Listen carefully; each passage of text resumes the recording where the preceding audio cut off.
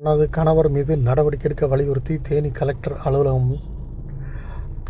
Collector வாகனம் முன்பு அமர்ந்து போராட்டத்தில் ஈடுபட்ட பெண்ணால் பரபரப்பு. தேனி அருகே நாலாவரத்தைச் சேர்ந்தவர் ஜெயவீரதேவி. இவருக்கு அதே பகுதியைச் சேர்ந்த ராஜா சேதுபதி என்பவருடன் 2014ஆம் ஆண்டு திருமணம் நடைபெற்று 9 மற்றும் 6 வயதில் 2 குழந்தைகள் உள்ளனர். இந்த நிலையில் தன் மாமனாரின் தூண்டுதலின் பேரில் தன்னையும் தன் குழந்தைகளையும் கணவர் அடிக்கடி அடித்து சித்திரவதை செய்து கொடுமைப்படுத்துவதாகவும், இது குறித்து கேட்டால் தனக்கு கொலை மிரட்டல் விடுப்பதாகவும், மேலும் தனக்கு சீதனமாக கொடுத்த 30 பவுன் நகையை அபகரித்து கொண்டதாகவும்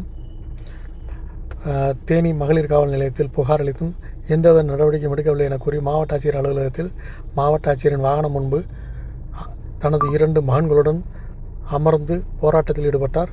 இதனையடுத்து அவரை சமாதானப்படுத்திய போலீசார் அவரது புகார் மனுவை பெற்றுக்கொண்டு உரிய நடவடிக்கை எடுப்பதாக தெரிவித்தனர். என் பேர் ஜெயவீரதேவி. நான் ராஜா சேதுபதிங்கிறவரை கல்யாணம் பண்ணியிருக்கேன்.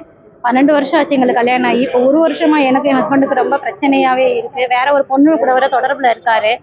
நானும் எவ்வளவோ கண்டிச்சேன், அதை அவர் கேட்கவே இல்லை. இப்போ என்னோட 30 பவுன் நகையும் வாங்கிக்கிட்டாரு.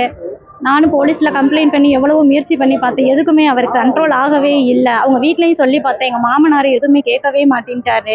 இப்போ பசி 3 மாசமா எங்களுக்கு குடும்பத்தை சரியாகவே பார்க்கவே இல்லை. குழந்தைங்களுக்கு என்னன்னு கேட்கல. பிள்ளைங்களுக்கு இன்னும் ஃபீஸ் கட்டவே இல்லை. ஸ்கூல் ஓப்பன் ஆக போகுது, இன்னும் ஃபீஸ் கட்டவே இல்லை. ஃபோன் பண்ணாலும் ஃபோன் அட்டன் பண்ணவே மாட்டேங்கிறாரு. என்னன்னு கேட்கவும் மாட்டேங்கிறாரு. நாகலாபுரம்.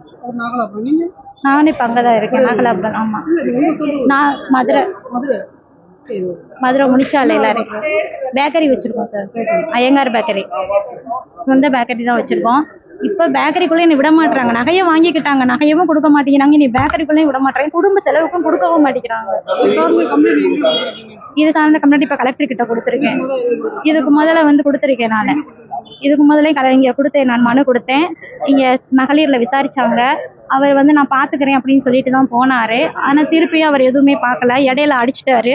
அடித்து நான் திருப்பி கம்ப்ளைண்ட் கொடுத்து வந்தேன். நல்லா பார்த்துக்கிறேன்னு சொல்லி திருப்பி கூப்பிட்டு போனார். கூப்பிட்டு போனோன்னே நீ ஸ்டேஷனுக்கு ஓயாமல் போகிற, இன்னும் நீ உன்னை என்ன பண்ண முடியும் அப்படின்னு சொல்லி அரசியலில் வேற இருக்கிறதுனால எங்கேயுமே என்னை வழங்க டிஎம்கேல இருக்கார் சார். இப்போ அவர் எதுவுமே சொல்ல மாட்டேங்கிறாரு.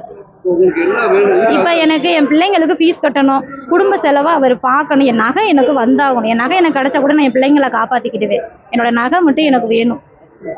அது கூடிய சீக்கிரம் எனக்கு மீட்டு கொடுங்க.